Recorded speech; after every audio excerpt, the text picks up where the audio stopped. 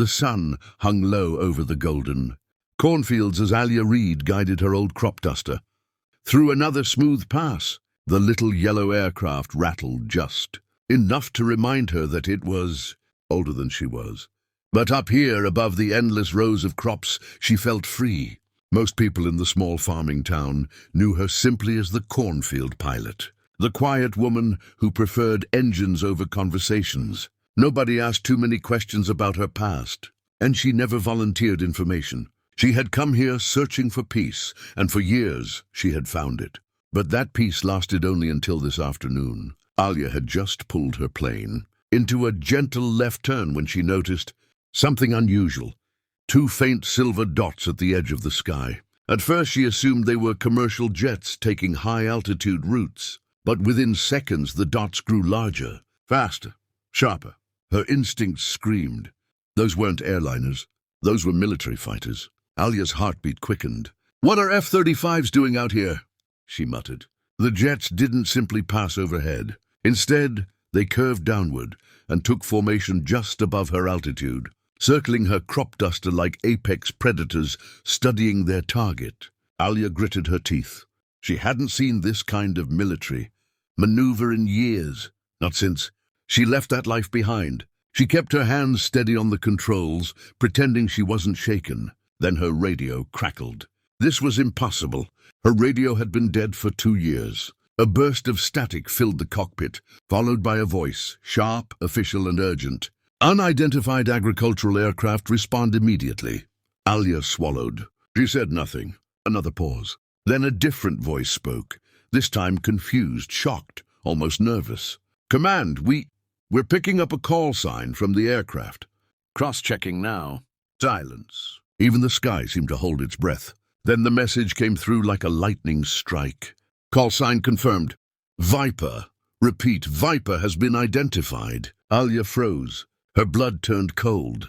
She had buried that identity years ago, an elite test pilot.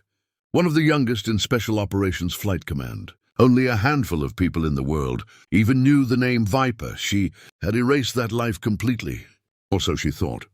The lead F-35 dipped its wings and pulled closer until she could almost see the pilot.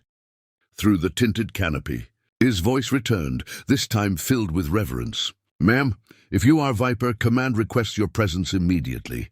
We are ordered to escort you." Alya inhaled slowly, trying to calm the storm inside her. Her past was not supposed to find her, not in a broken crop duster, not over quiet cornfields, not after everything she had fought to escape. But the sky had decided otherwise, and the name she had run from was now echoing across the radio. Louder than her heartbeat, Alya's fingers tightened on the controls of her crop duster. The F-35s flanked her like guardian angels or predators. She hadn't flown with anyone else in years, and suddenly she was surrounded by the fastest, deadliest aircraft in the world, all demanding her attention. The lead pilot's voice came again, crisp and unyielding. "Viper HQ reports a situation requiring your immediate expertise. Coordinates have been transmitted." Alya exhaled slowly. She hated returning to that life. She hated the missions, the stress, the constant push to be perfect. But even as she tried to resist, a familiar thrill ran through her veins, a thrill she had missed more than she realized. "Listen," she said into the radio, her voice steady, though her heart pounded. "I left that world behind. I'm just a farmer now. This is my life." Static, then a calm, almost pleading tone. "Viper, you are the only one who can fly the prototype. If you don't respond, lives will be lost. This isn't optional." Her jaw clenched. The name Prototype brought back memories of long nights in simulators, of missions where a single mistake could end a life or 10. And yet, it also reminded her of the skill she had honed, the instinct that had earned her that call sign in the first place. The F-35s adjusted their formation, almost nudging her forward. It was like the sky itself was insisting she step back into the cockpit she had abandoned. Alya stared at the horizon. The cornfields stretched endlessly, golden and serene. She had chosen peace, anonymity, simplicity. And yet, somewhere deep inside, she knew she could not ignore the call. With a deep breath, she made her decision. "All right," she said, gripping the yoke tighter. Transmit the coordinates.